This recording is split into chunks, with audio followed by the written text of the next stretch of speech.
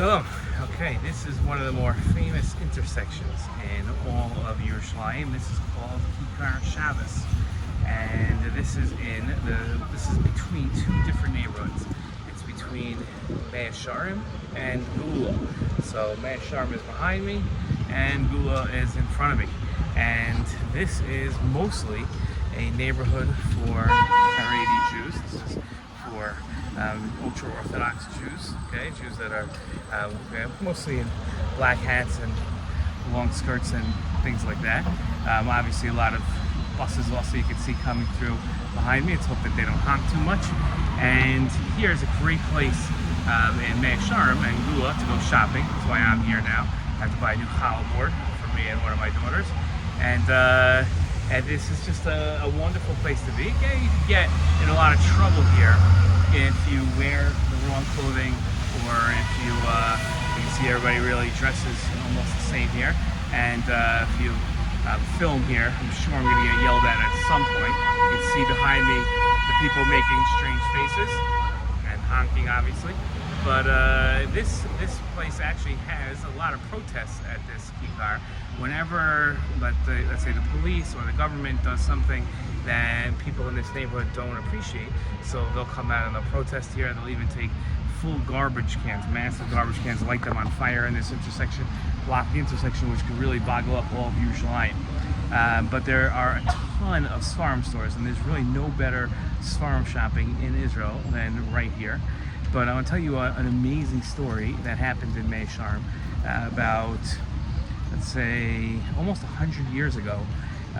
There was a point where the Arabs wanted to come and kill a large amount of Jews in 1929. This has become famous as the Hebron riots, but they actually started here in Jerusalem. And the leader of the Palestinians, his name was the Mufti. The Mufti came and told all the Arabs on Har HaBayis that he was going to lead the charge. They could all follow him, and they'd lead the charge to kill the Jews in Meah Shearim. He said, you don't have to worry about the Jews in Meah Shearim.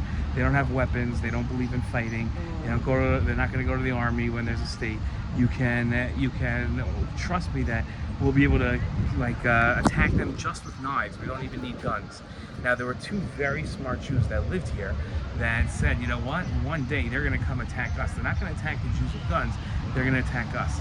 And what they did was they went to what are called the Zionists. They went to the more modern Jews and asked them for weapons.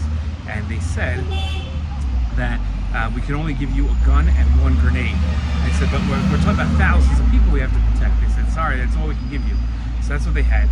And the Mufti came on that one horrible day. He came to the Haredi neighborhoods to attack them, and he had hundreds of Arabs behind him.